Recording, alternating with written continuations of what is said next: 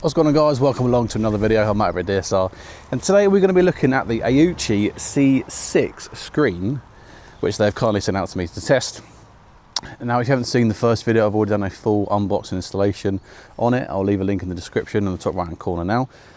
But this is the road test. How does it fare up with gloves? Can we still see it in the sun? How's it in the daytime? And we will do a nighttime comparison. I'll go out again on it tonight.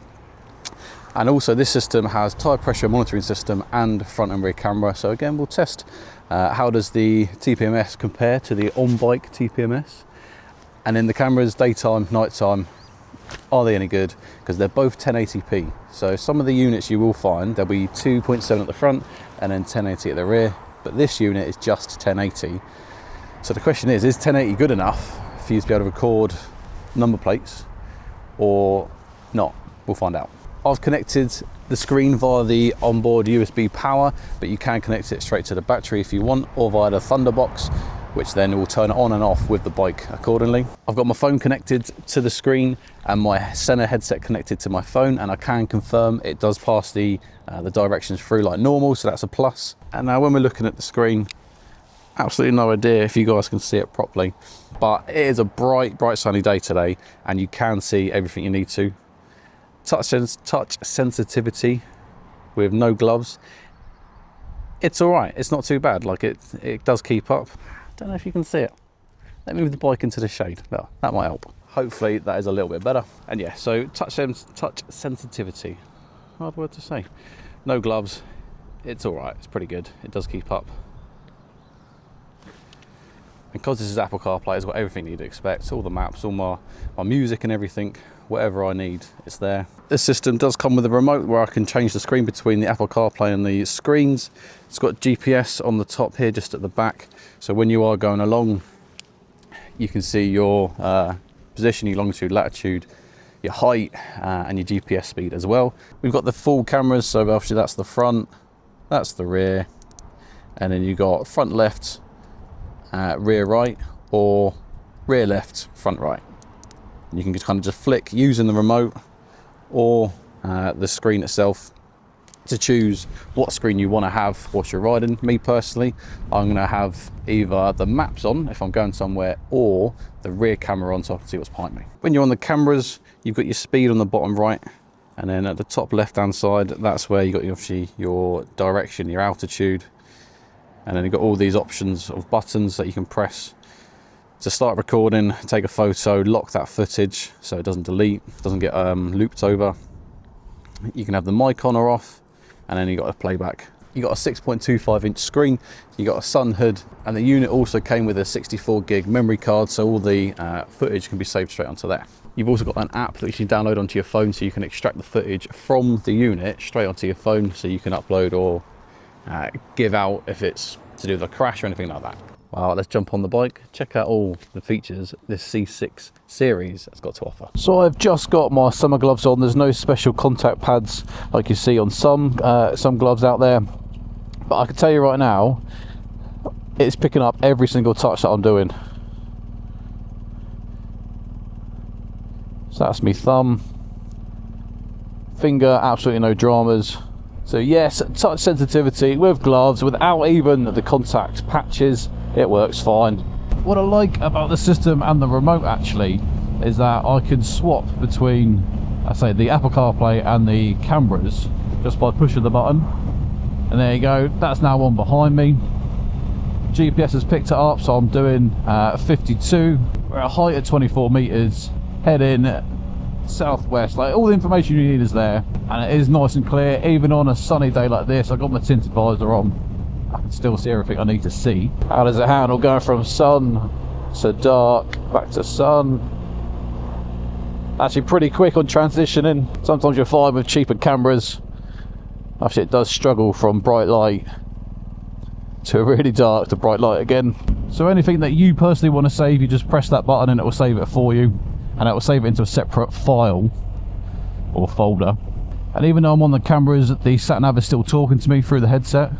And as I said, there is the microphone on these as well, so if you are stationary and something's happened, those cool old cars over there, So if you're stationary and something's happened, then it should record some of the audio as well. I don't know how clear it's going to be, but sometimes something is better than nothing.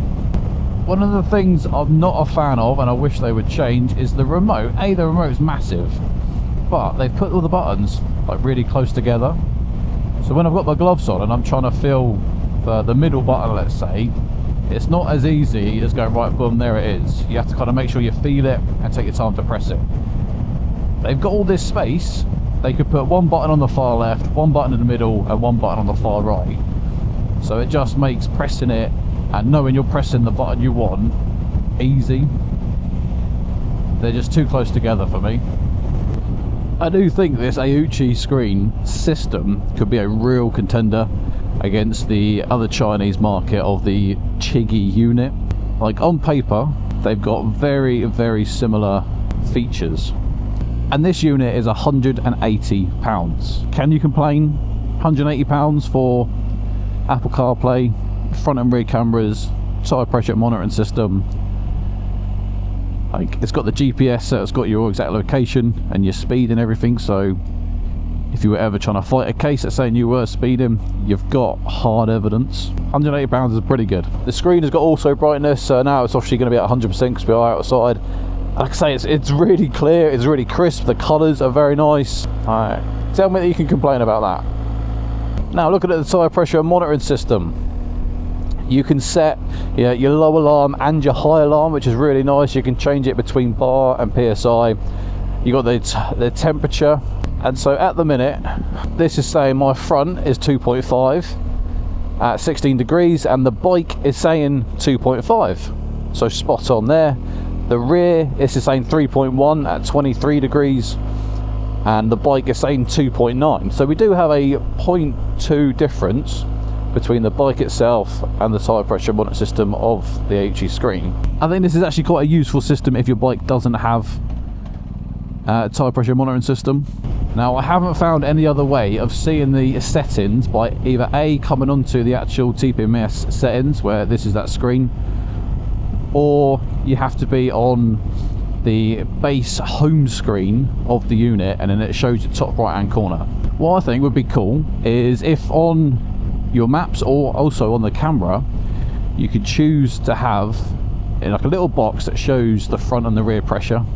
It doesn't need to show the temperature, it could just be like F 2.5, R 3.1, and I wish that was on the Apple CarPlay screen so you could be on the Apple CarPlay and still see your pressure. I think for me that would be a nice little added feature. I've obviously overlaid some footage of the cameras on this throughout the daytime. I am impressed with it, like just all of it as a package. Like I said, that price point of under £200 compared to what Chigee do for their £500–600, it's not worth spending £300 more for the Chigee unit over this.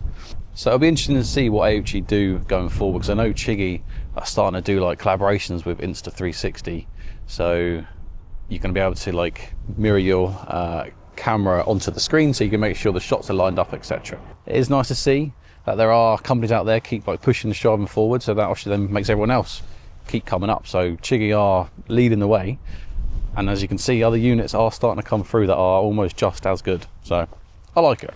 I'm going to pause here and then you're going to see me again tonight probably. I'll go out and do a night test of the cameras and on the screen and just see how it fares up and do our final roundup of the AOOCCI C6 series, C6 Pro series. It's the Pro, it's got all the bits and bobs. And there we go, then we're back out. It's now 8:15 at night. I've got the DJI set to Super Night, so actually this is the first time I've tried Super Night with the Action 5, so be interesting to see what this footage looks like. I've got the Action 4 on the handlebar. That is just going to have the low light capability turned on. And yeah, let's have a little ride around Wincanton, see if we can see number plates and stuff on the footage, and also how the screen is it too bright, because I say it's on also adjust. Right now you can actually see it's turned into the night mode, sorry, on Apple CarPlay. So yeah, let's test it. There we go, connected over. Let's face it, no camera that you're going to be able to attach to yourself or the bike is going to be really 100% useful when it comes to nighttime riding. Like I said, Action 5 Pro has got the super night mode, and again, I haven't used it, so actually this is going to be a nice little test for this as well. Just thought I'd come through here. So actually it's got obviously a bit of lighting. See how the cameras hold up.